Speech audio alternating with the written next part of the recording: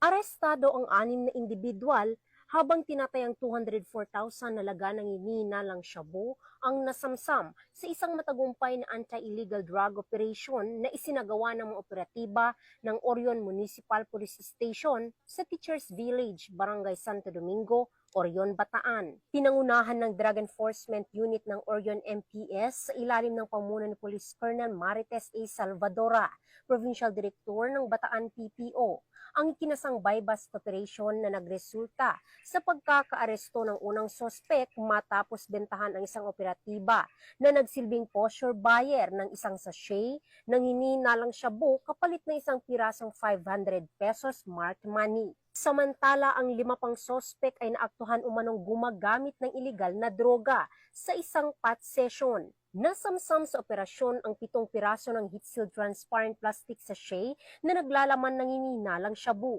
5 pirasong aluminum foil na may bakas ng shabu, 5 toother, lighter, at 1 pang piraso ng heat-sealed transparent plastic sachet na may bakas na shabu. Kasalukuyang nasa kustodiya ng Orion MPS ang mga inarestong sospek habang inihanda ang pagsasampa ng kaukulang kaso laban sa kanila sa paglabag sa Republic Act 9165 o ang Comprehensive Dangerous Drugs Act of 2002.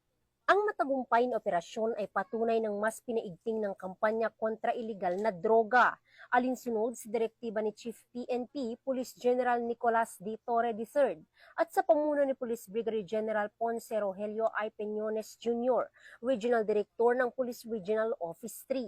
Patuloy ang determinasyon ng kapulisan sa pagbibigay ng ligtas at drug-free na komunidad para sa bawat mamamayan ng Bataan at buong Gitnang Luzon. Mula dito sa Gitnang Luzon, ako ang inyong PNN correspondent, Patrolwoman Lixen Reyes A. Saweran, alagad ng batas, tagataguyod ng Balitang Pulis.